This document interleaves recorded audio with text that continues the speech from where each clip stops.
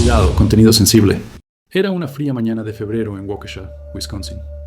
Nadie imaginaba que, detrás de las puertas de la casa de los Kassab, se estaba gestando uno de los crímenes más espeluznantes de la historia reciente.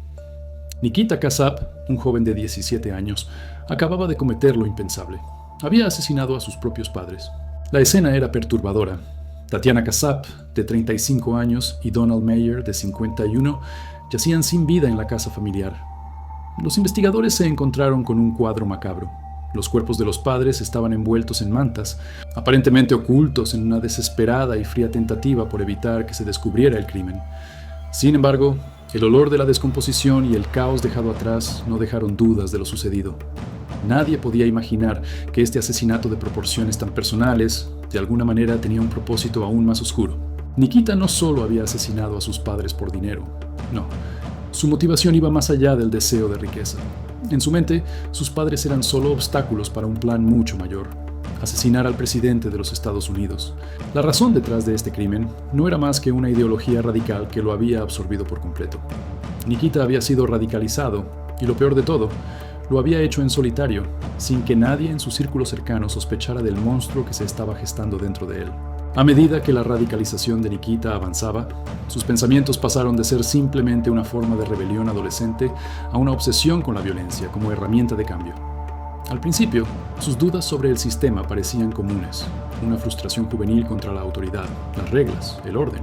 Pero pronto, esas dudas se convirtieron en una rabia incontrolable. Ya no se trataba de ser un joven rebelde, se trataba de destruir un sistema que lo había marginado. Su relación con sus padres comenzó a deteriorarse rápidamente. Ya no los veía como figuras protectoras o guías, sino como los mayores responsables de su confinamiento emocional. El mismo amor que alguna vez sintió por ellos se transformó en resentimiento, una necesidad de liberarse de cualquier cosa que lo frenara. Los mató porque los necesitaba fuera de su camino, un sacrificio que justificó con la ideología que lo consumía. Los investigadores encontraron en su computadora un manifiesto aterrador.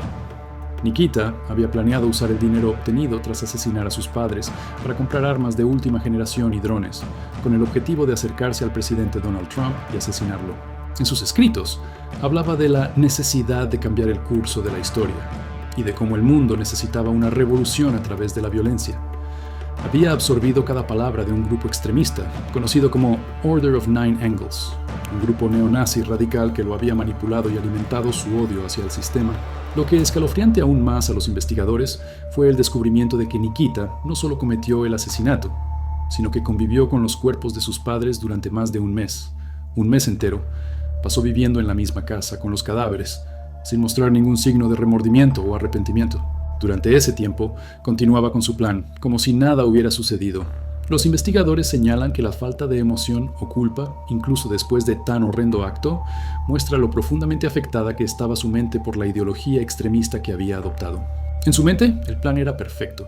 La muerte de sus padres no era un accidente, sino un sacrificio necesario para financiar un atentado. Pero las autoridades no tardaron mucho en rastrear sus movimientos. Tras el crimen, Nikita huyó con el dinero y otros recursos y fue finalmente arrestado en Kansas después de ser localizado con el coche de sus padres, una pequeña fortuna en efectivo y su perro. El joven había completamente desconectado de la realidad, siguiendo una narrativa en la que sus padres eran solo piezas en el tablero de su juego macabro. No importaba que los hubiera matado, ni cómo había logrado mantener la calma y esconder la verdad por tanto tiempo.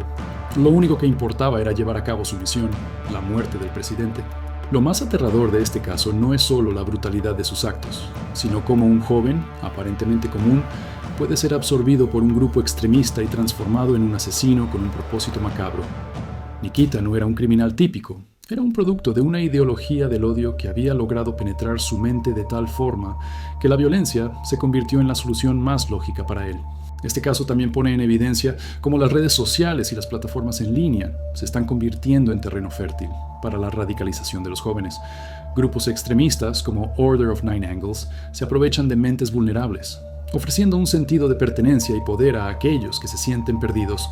Al ser bombardeados por este tipo de contenido, algunos jóvenes como Nikita caen en una espiral de odio y violencia sin retorno. El caso de Nikita Kassab es una advertencia escalofriante sobre los peligros de la radicalización juvenil. Su historia es un recordatorio de que el extremismo no solo afecta a los adultos. Los jóvenes, aún en su vulnerabilidad, pueden ser el blanco perfecto. Y a veces, esa vulnerabilidad puede convertirlos en instrumentos de violencia de consecuencias catastróficas.